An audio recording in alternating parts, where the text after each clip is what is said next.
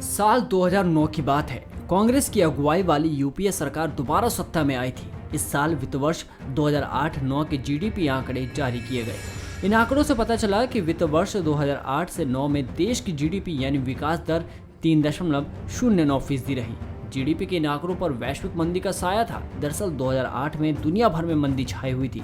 इस मंदी ने भारतीय इकोनॉमी को भी प्रभावित किया। इसका असर जीडीपी आंकड़ों पर देखने को मिला। आज करीब 11 साल बाद देश की जीडीपी एक बार फिर उसी स्तर के करीब जा पहुंची है। दरअसल वित्त वर्ष 2019-20 में जीडीपी की ग्रोथ 4.2% रही। यह करीब 11 साल का निचला स्तर है। इससे पहले 2008 और 9 में जीडीपी ग्रोथ इस स्तर तक पहुंची थी। इन 11 साल में जीडीपी की चाल की बात करें तो ग्रोथ का सबसे उच्चतम वित्त वर्ष 2016-17 में रहा। इस वित्त वर्ष में देश की जीडीपी ग्रोथ रेट 8.25% रही।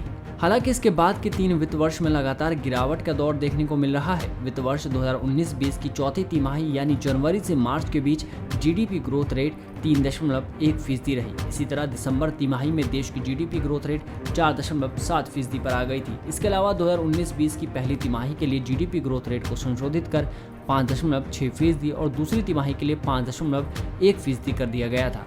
कोरोना वायरस के प्रकोप को देखते हुए वित्त वर्ष 2020-21 का साल और बुरा होने की आशंका है। बीते दिनों भारतीय रिजर्व बैंक ने तो यहां तक कह दिया था कि वित्त वर्ष 2020-21 के दौरान देश के जीडीपी में ग्रोथ नेगेटिव रहेगी, यानी इसमें गिरावट आएगी। बीते दिनों कोरोना संकट को देखते हुए मोदी सरकार ने करीब 20 लाख करोड़ के आर्थिक पैकेज का ऐलान किया था। देश के सामने इस पैकेज का ब्यौरा वित्त मंत्री निर्मला सीतारमण रख चुकी हैं। लेकिन तमाम रेटिंग एजेंसियों का अनुमान है कि इस राहत पैकेज से जीडीपी को कोई फायदा नहीं होगा। इस पैकेज का अधिकतर हिस्सा क्रेडिट स्कीम की तरह है। ऐसे में इससे इकोनॉमी में कोई उत्साह नहीं आएगा।